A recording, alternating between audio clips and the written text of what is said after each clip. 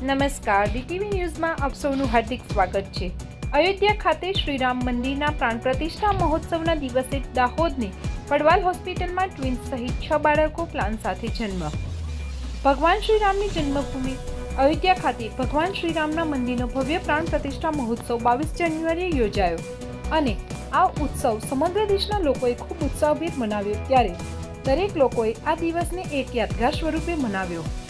તો દાહોદની Padwal woman hospital ખાતે 5 મહિલાઓએ આ યાદગાર દિવસની ક્ષણ સાથે પોતાનું બાળક જન્મ લે તેવી ઈચ્છા व्यक्त करी હતી।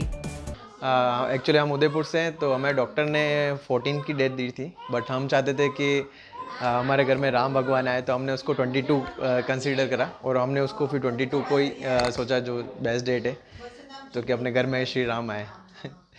તમામ મહિલાઓના પ્રસૂતિનો દિવસ આગળ પાછળ હતો, પરંતુ દરેકના મનમાં એક જ ઈચ્છા હતી કે સહન કરીશું, રાહ જોઈશું, પણ બાળકનો જન્મ 22 જાન્યુઆરીએ જ થવો જોઈએ।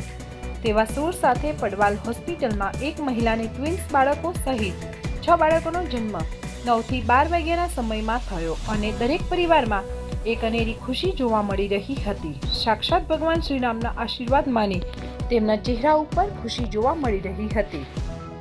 મારું નામ પરાગ પંચાલ છે અને અમારે ત્યાં 20મી તારીખે ડિલિવરીની તારીખ આપેલી હતી, પણ 22મી તારીખના રોજ અયોધ્યામાં રામ ભગવાનના પ્રાણ પ્રતિષ્ઠા પણ હતી અને અમારે ત્યાં ડિલિવરી પણ અમારે ત્યાં 22મી તારીખે જ થઈ। એટલે ભગવાનની અસીમ કૃપાથી અમારે ત્યાં એક બેબીનો જન્મ થયો છે। હું ડૉક્ટર રાહુલ કુમાર એમ પડવાલ વુમન હોસ્પિટલ ખાતે ગાયનેકોલોજીસ્ટ તરીકે ફરજ બજાવું છું। તારીખ 22 જાન્યુઆરી 2024નો દિવસ એટલે આપણા બધા માટે અતિ મહત્ત્વનો દિવસ હતો કે જેમાં ભગવાન શ્રી રામનો, મર્યાદા પુરુષોત્તમ શ્રી રામજીનો જન્મ થયો હતો। અત્રે અમારે ઘણી બધી બહેનો એવી હતી કે જેમનો આગ્રહ કે મને 22 જાન્યુઆરીએ ડિલિવરી થાય, પરંતુ એવું ગોઠવી તો ન શકાય, કારણ કે ડિલિવરી એ કુદરતી દુખાવા પર બી આધાર રાખે છે।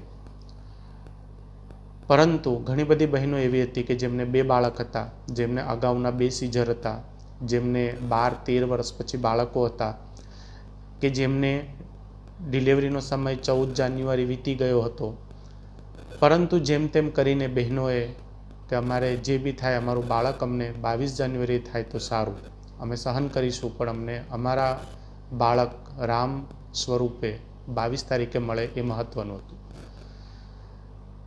તમામની ઈચ્છા 88 સેકન્ડના મુહૂર્તની હતી, પરંતુ એ તો પોસિબલ ન હતું, એટલે અમે પછી બધાનો ન્યાય મળે એ રીતે લગભગ સવારના 9 વાગ્યાથી 2 વાગ્યા સુધીમાં આવી આશરે 6 બહેનો હતી કે જેમાં સર્જિકલ ઇન્ડિકેશન પણ સિઝેરિયન જ હતું, જે પૈકી એકને ટ્વિન ડિલિવરી હતી અને બાકીના સિંગલ ડિલિવરી હતી। આ પ્રકારની ઘટના અમારે ત્યાં ડિમાન્ડ પેશન્ટની પ્રથમ વખત હતી કે જેમાં આટલા બાળકોનો જન્મ થયો હોય। અમે ખૂબ હર્ષ અને ગર્વની લાગણી અનુભવીએ છીએ કે અમે અમારા પેશન્ટોને તેમના મુહૂર્ત પ્રમાણે, સમય પ્રમાણે અને તારીખ પ્રમાણે સર્જિકલ અને મેડિકલ લાઇનની મર્યાદાઓમાં રહીને એ કાર્ય કર્યું। મા અને બાળક તમામ આજે સંપૂર્ણ સ્વસ્થ છે, જેમને કોઈ પણ તકલીફ ન હતી।